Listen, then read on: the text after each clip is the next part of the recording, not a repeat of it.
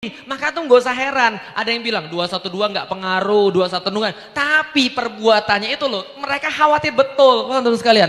Felix Soma nggak ngaruh, tapi khawatir betul, teman-teman sekalian. Lady Gaga 1000 juga datang nggak apa-apa. Felix Show 1 dipersekusi, teman-teman sekalian. Nah ini tandanya mereka takut betul, sama kayak Yahudi zaman dulu. Pada masanya Nabi Ibrahim, karena spesial, Allah minta kepada Nabi Ibrahim untuk kembali menegakkan Ka'bah, mengangkat kembali kaidah-kaidah Ka'bah. Allah kemudian wahyukan kepada Nabi Ibrahim di mana letak-letak Ka'bah. Kemudian Nabi Ibrahim mengajak kepada anaknya Nabi Ismail untuk kemudian sama-sama menegakkan Ka'bah. Setelah kemudian menegakkan Ka'bah, Nabi Ibrahim berdoa kepada Allah, "Ya Allah, jadikan Ka'bah ini mathabatal linnas, tempat berkumpulnya buat manusia." Pertanyaan saya, berarti Ibrahim ini visinya lokal atau global? Lokal atau global? Paham ya? Jadi Ibrahim itu visinya nggak lokal. Jadi dia nggak bilang, "Ya Allah, jadikan Ka'bah ini tempat berkumpul buat keturunanku saja." Enggak. Tapi yang dia pikirkan adalah mathabatal linnas. Jadikan tempat berkumpul buat seluruh manusia semuanya di atas muka bumi ini, Ka'bah ini. Lalu dia berdoa, "Maka ya Allah, jadikanlah tanah ini penuh barokah. Jadikanlah tanah ini tanah yang baik, penuh dengan buah-buahan. Berkahilah penduduk-penduduknya." Dan panjang doa-doa lain Nabi Ibrahim pada Allah bersama dengan Nabi Ismail ketika berada di depan Ka'bah. Tapi ada satu doa istimewa yang antum harus catat, benar-benar catat, karena ini doa ini penting banget. Di dalam surat Al-Baqarah, ketika Nabi Ibrahim berdoa pada Allah, ada satu doa yang sangat spesial. Apa doanya? Rabbana wab'ats fihim rasulam minhum yatlu alaihim ayatika wa yu'allimuhumul kitaba wal hikmah wa yuzakkihim. Ya Allah, tolong ya Allah, di antara doa-doa yang lain, ini yang paling penting ya Allah. Ya Allah, tolong utus buat umat semua manusia ini satu rasul dari golongan orang-orang di sekitar Ka'bah, dari keturunanku, yang kelak akan melakukan 4 tugas kepada mereka. Satu, Nabi ini membacakan ayat-ayatmu ya Allah. Yang kedua, mengajarkan pada manusia Alkitab. Yang ketiga, mengajarkan kepada manusia Al-Hikmah. Yang keempat, mensucikan mereka semuanya. Berarti gini loh ceritanya, Nabi Ibrahim Allah bebankan satu tugas besar, satu tugas berat banget. Tidak hanya besar tapi berat. Apa? Mengislamkan seluruh penduduk dunia. Loh, emang Nabi Ibrahim Islam, Ustaz? Nabi Ibrahim itu Islam, tapi makna secara umum. Karena makna secara khususnya ada pada Nabi Muhammad. Islam itu adalah kemudian agama kita. Tapi makna secara umum, Nabi Ibrahim bilang, Nabi Ismail bilang, Ishak bilang, Yakub bilang, keturunannya mereka semua bilang, nahnu muslimun, nahnu lahu muslimun. Kami semua bagi engkau ya Allah adalah orang muslim. Itu adalah orang-orang yang Islam, maksudnya begitu. Nah, maka kemudian beratnya kemudian tugas ini bagi Nabi Ibrahim untuk mengislamkan seluruh penduduk dunia, menjadikan Ka'bah sebagai tempat berkumpul bagi manusia. Ibrahim tahu umurnya nggak seberapa. Ibrahim tahu bahwa dia tidak punya kekuatan sampai pada akhir masa. Maka doanya kira-kira begini, ya Allah, saya tahu berat sekali ini tugas saya, dan gak mungkin saya bisa nyelesain semua ini, dan gak bisa saya nyelesain semua ini kalau umur saya cuma segini. Maka ya Allah, utus seorang nabi yang datang di akhir masa menyelesaikan dan menyempurnakan tugas saya. Paham gak teman sekalian? Jadi menyelesaikan dan menyempurnakan tugas saya. Karena nggak mungkin saya lakukan. Yang saya lakukan cuma bisa menggali kaidah-kaidah Ka'bah. Dengan kata lain, menunjukkan dasar-dasar perjuangan Islam ini bagi mereka. Dan yang melanjutkan harus ada satu, ya Allah, Rabbana wab'ats fihim. Ya Allah, utus Nabi ke tengah-tengah mereka, melanjutkan tugas saya, Rasulam minhum, yaitu kemudian Nabi daripada golongan mereka, Rasul daripada golongan mereka, sekitar Ka'bah, keturunanku ya Allah, yang kelak akan menyelesaikan visi besarku untuk manusia semuanya di dunia. Pertanyaan saya, ini dijawab Allah atau tidak? Dijawab Allah atau tidak? Enggak semudah itu dijawab Allah. Nabi Ibrahim berdoa ratusan tahun enggak dijawab oleh Allah, bahkan ribuan tahun enggak dijawab oleh Allah. Kenapa? Allah berkehendak yang lain. Allah berkehendak menjawab nabi-nabi berikutnya bukan dari keturunan Ismail. Anda tahu Nabi Ibrahim punya 2 anak, gitu kan ya? Yang pertama adalah Ismail, yang kedua adalah Ishak. Dari keturunan Ismail ini nggak ada nabi sama sekali.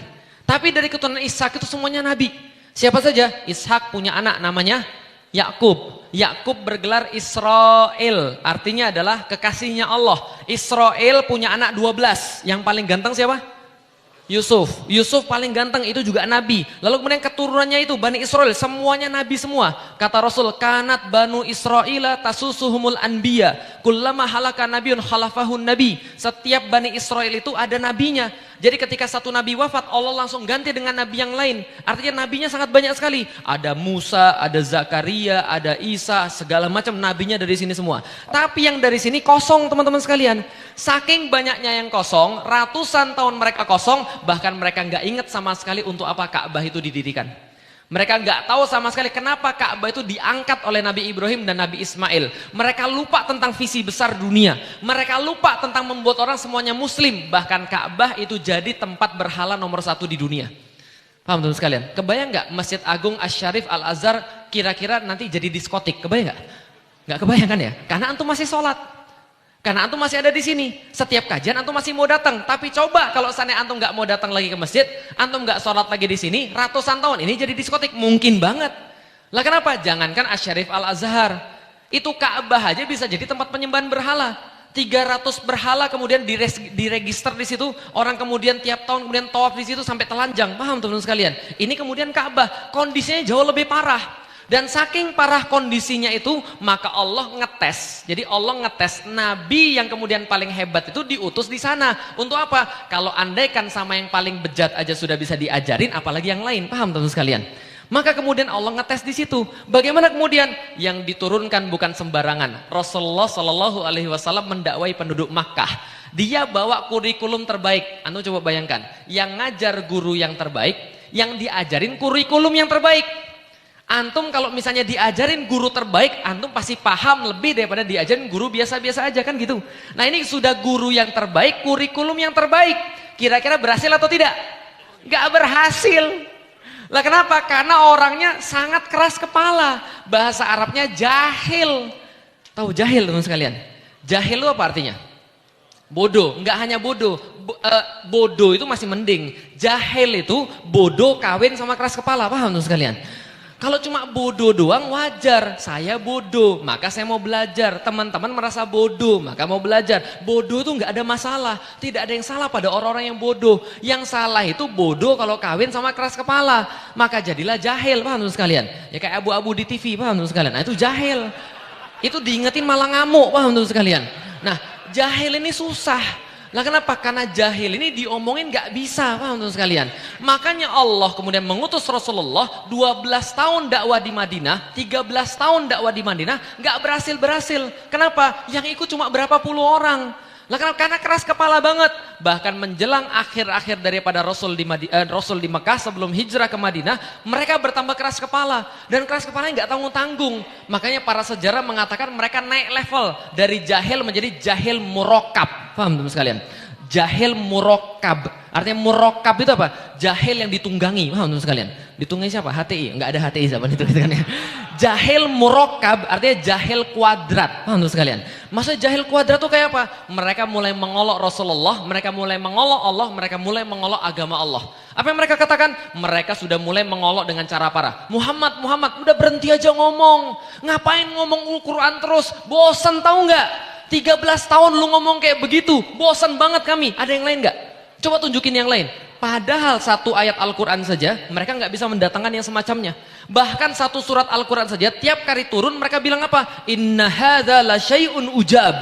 Ini benar-benar mengherankan. Kok bisa perkataan bahasa kami sama-sama bahasa Arab, alif kami tahu, lam kami tahu, mim kami tahu, digabungin alif lam mim, bingung semuanya. Paham sekalian? Ini kenapa bisa begini? Kami nggak ngerti kenapa bisa seperti ini. Kata-kata bahasa Arab, kalimat juga diambil dari bahasa Arab, tapi kami nggak ngerti ini dari mana nyusunnya. Paham sekalian? Inna hadza la syai'un ujab. Tapi mereka bilang apa? Cuma begini-begini doang. Ada yang lain nggak Al-Qur'annya? Kalau ada coba datengin pada kami yang bentuk lain gitu loh. Apalagi mereka bilang, sudah gini deh Muhammad, gak usah banyak ngomong. Gini deh, coba kenalin Tuhan sama kami. Coba kenalin Allah itu seperti apa. Kami pengen ketemu salaman bentar sama Tuhan, boleh nggak? Mereka bilang lagi, malaikat itu kayak apa sih? Kami pengen lihat laki-laki atau perempuan sih sebenarnya. Atau kalau kayak gini deh, sampel surga dan sampel neraka deh. Kalau nggak gini aja deh, hari kiamat. Kalau bisa datengin hari kiamat pada kami. Itu yang mereka katakan. Mereka menyakiti Rasul, mereka menghina Allah, mereka mengolok-olok agama Allah. Jadi gak usah heran kalau sekarang antum dibully, paham teman sekalian? Karena Allah aja pernah dibully. Rasulullah pernah dibully, apalagi antum, paham teman sekalian? Gak ada masalah. Hidup itu memang harus melawan arus. Lah kenapa? Kalau antum tidak melawan arus cuma ada dua tipe. Satu ikan mati, dua cebong, paham teman sekalian? Saya nggak ngina siapapun, nah, itu kan kenyataannya begitu. Nah maka kemudian ketika kemudian Rasul kemudian dihina sama mereka, Allah kemudian dihina sama mereka, lalu kemudian Allah turunkan apa? Allah turunkan di luar daripada perkiraan orang-orang, Allah turunkan surat Ar-Rahman. Anda senang dengan surat Ar-Rahman? Ar-Rahman, 'allamal Qur'an, khalaqal insan. Lagu yang paling, ayat yang paling laku ketika bulan Ramadan. Pak Imam, saya dibacain Ar-Rahman dong. Lah kenapa pokoknya tenang banget sekali mendengar Ar-Rahman. Pertanyaan saya, itu Ar-Rahman turunnya kapan? Akhir-akhir dari Mekah sebelum ke Madinah. Akhir-akhir masa Mekah turun surat Ar-Rahman. Pertanyaan saya, itu surat diturunkan kepada siapa khususnya? Yang beriman atau yang keras kepala? Yang beriman atau yang keras kepala? Surat itu diturunkan pada yang keras kepala.